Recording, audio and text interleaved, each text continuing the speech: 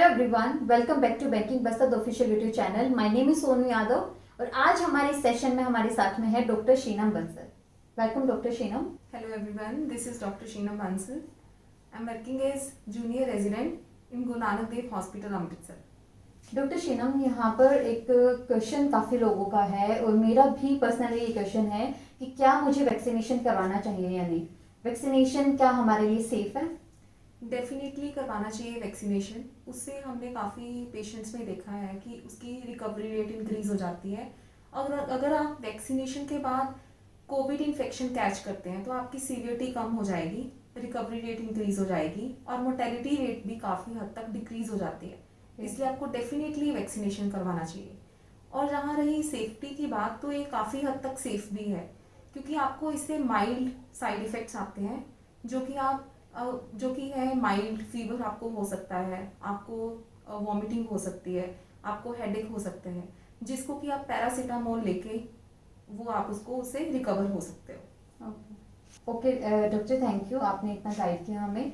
एक यहाँ पर हम आजकल क्या देखते हैं, हम ऑनलाइन की दुनिया पर ज़्यादा विश्वास करते हैं डॉक्टर के बजाय। हम डॉक्टर के पास नहीं जाते, जो ऑनलाइन हम पढ़ते हैं, जो देखते हैं, उसी पे ट्रस्ट कर लेते हैं। तो आजकल ये काफ़ी चल रहा है कि वैक्सीन जिसने लगवा ली है उसकी डेथ हो गई है या फिर उसको इतने ज़्यादा साइड इफेक्ट्स आ रहे हैं। तो क्या ये सच है कि वैक्सीनेशन करवाने के बाद में डेथ रेट इंक्रीज हो रहा है या फिर हमारे चांसेस होते हैं डेथ हो जाने के?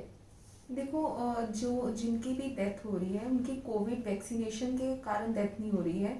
उनका रीज़न जो है वो कार्डियक अरेस्ट हो सकता है, उनका मायोकार्डियल इंफार्क्शन हो सकता है या कोई और कोमॉर्बिडिटी हो सकती है, but not due to vaccination. Vaccination काफ़ी हद तक सेफ है, माइल्ड साइड इफ़ेक्ट्स हैं तो उससे आप रिकवर कर सकते हो ज़्यादा। It is not dangerous. और जहाँ रही ऑनलाइन की बात, जो दिखता है वो होता नहीं है और जो वो होता है वो कभी दिखता नहीं है। राइट। तो आपको आपके जो फिजिशियन है, डॉक्टर्स हैं, वो ज़्यादा गाइड कर सकते हैं then the Google and everything. Okay, thank you. उन्होंने इतना गाइड किया है कि वैक्सीनेशन करवाना चाहिए। इन बाकी जो र्यूमर्स फैल रहे हैं उनके बारे में ना सोचते हम वैक्सीनेशन करवाएं, ये सेफ है हमारे लिए। तो यहाँ पर हमारे पास में फिलहाल इंडिया में 2 वैक्सीन चल रहे हैं, कोवैक्सीन एंड कोविशील्ड। तो हमारे लिए क्या बेटर है, हमें कोवैक्सीन लगवानी चाहिए, कोविशील्ड लगवानी चाहिए? और उसके बाद में भी थर्ड आने वाली, हमने सुना है कि स्पुतनिक भी आने वाली है। सो विच वन इज सेफ? देखो, हम दो चीज़ों को कभी कंपेयर नहीं कर सकते हैं। कोविशील्ड अलग चीज़ है और कोवैक्सीन अलग चीज़ है। जो कोविशील्ड है वो एक रिकॉम्बिनेंट वैक्सीन है और जो कोवैक्सीन है वो इनएक्टिवेटेड वायरस है।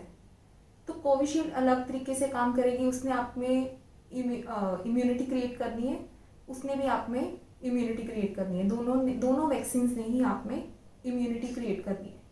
सो आप ये बोल रहे हैं कि दोनों ही सेफ हैं, हम दोनों को कंपेयर नहीं करेंगे, दोनों ही अच्छी वैक्सीन हैं। इस टाइम पे जो हमारे लिए अवेलेबल हो हम उसको लगवा लें। हाँ, राइट, एग्जैक्टली। मैम, आपने इतना कुछ गाइड किया। एक लास्ट क्वेश्चन आपसे यहाँ पर है कि अगर हम वैक्सीन लगवाने के लिए जाएं, क्योंकि इस टाइम पर काफ़ी लोग ऐसे हैं जो कोविड से रिकवर हो चुके हैं, कुछ ऐसे हैं जो कोविड पॉजिटिव हैं, कुछ को सिम्टम्स आ रहे हैं, तो क्या हमारे लिए सही टाइम होगा वैक्सीन लगवाने के लिए?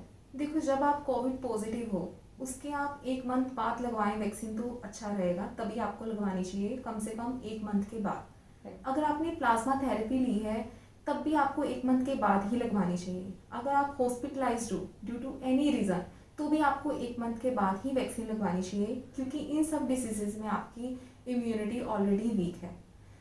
कुछ लोग होते हैं मैम ऐसे जिनकी इम्यूनिटी पहले से ही वीक है, लाइक अगर कोई प्रेग्नेंट वुमेन है या फिर किसी को बड़ी डिजीज है, कोई पहले से ही डिजीज चलती आ रही है, लाइक कैंसर है, हार्ट डिजीज है, तो क्या उनको वैक्सीनेशन करवाना चाहिए?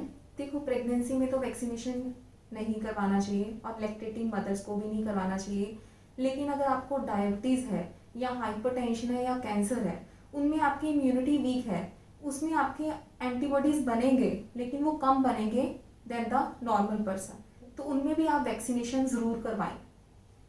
सो ओवरऑल आप बोल रहे हैं कि अगर कोई सीरियस प्रॉब्लम नहीं है हमें, तो हमें डेफिनेटली वैक्सीनेशन के लिए जाना चाहिए। हाँ जी। मैं आपको कॉन्ट्राइंडिकेशंस बताना चाहती हूँ इस वैक्सीन की। कॉन्ट्राइंडिकेशंस हैं कि अगर आपके प्लेटलेट्स काफ़ी कम है तो आपको वैक्सीन नहीं करवाना है। अगर आप वैक्सीन करवाते हैं प्लेटलेट्स कम होने में, तो आपके यहाँ पे ब्लीडिंग हो सकती है वैक्सीनेशन साइट पे।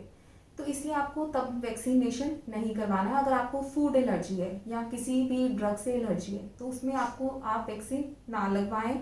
अगर आपको एनाफाइलैक्सिस की हिस्ट्री है तो भी आप वैक्सीन ना लगवाएं। ओके मैम, फाइनली एक हमारे व्यूअर्स का यहाँ पर क्वेश्चन है, और काफ़ी लोग ये पूछना चाहते हैं कि क्या हमें दो डोज जो है वैक्सीन की वो लगवानी चाहिए या फिर एक ही काफ़ी है। काफ़ी ये सोचते हैं कि एक डोज जो है हमने कोवैक्सीन का लगवा लिया, सेकंड डोज जो है हम कोविशील्ड का लगवाएं, तो ये क्या सही रहेगा? आपको दोनों डोजेस लगवानी है। एक ही वैक्सीन की डोजेस लगवानी है। ऐसे नहीं करना है कि आप एक डोज जो है कोविशील्ड की लगवा रहे हैं और दूसरी कोवैक्सीन की।